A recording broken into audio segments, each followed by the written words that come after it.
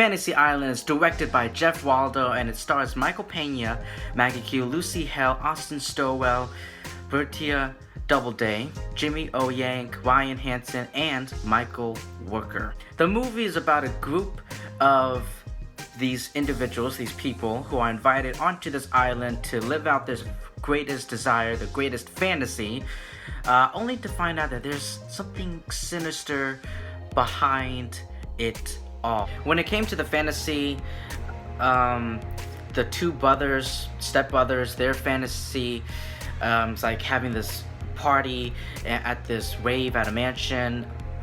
The other character named Patrick, his fantasy is to enlist in the army to honor and his deceased father, his fallen father, and then the girl, Lucy Hale's fantasy is to get revenge on a childhood bully, and Maggie Q's fantasy is to accept a marriage proposal that she turned down years earlier. Now, I didn't know that this movie existed.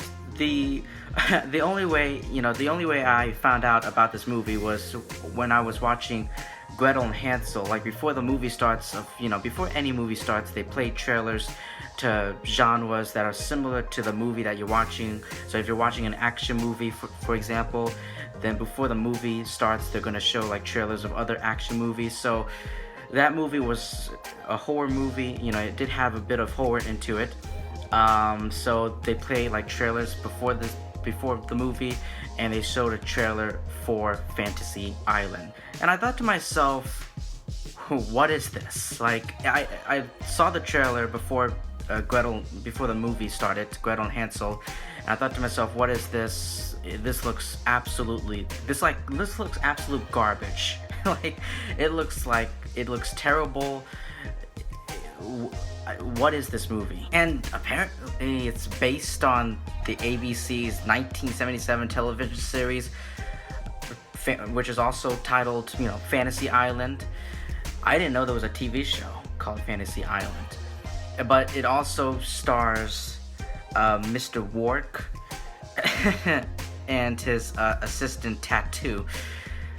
Diving into the characters, I didn't really like any one of them. I didn't care about any one of these characters and their fantasies, their deepest desires, whatever. I didn't care about that. I guess the only one character that I liked her fantasy was Maggie Q. I liked Maggie Q. Maggie Q she's a really good actress, and out of all the characters in this movie, I really liked and I was interested and I did enjoy her fantasy, but everyone else I could care less about. Now, I love Michael Pena, especially in the MCU, but in this movie, he really doesn't do much until like the big twist that he's like the mastermind behind all of it, which you find out like in the third act. I mean, there are a few jump scares in this movie, in Fantasy Island, but I'm glad it wasn't like the cliche typical jump scare where there's like some stupid noise that jumps out of nowhere. If I have to simplify my review in one sentence or maybe a couple of words, I would say it's a pretty sloppy, choppy, dead movie. And that's how I would describe it. But it's not as terrible.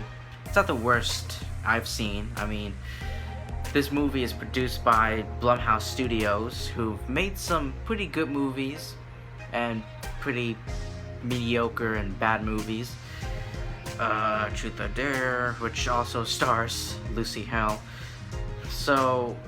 But anyway, that's pretty much it.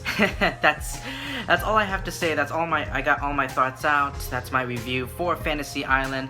I'm gonna give Fantasy Island a D. It's not complete shit. It's not complete garbage. I've seen worse, but I've also seen better. So if you've seen Fantasy Island, let me know what you think. Like, comment, subscribe, share this video, do all that great stuff. And I will see you guys in my next movie review.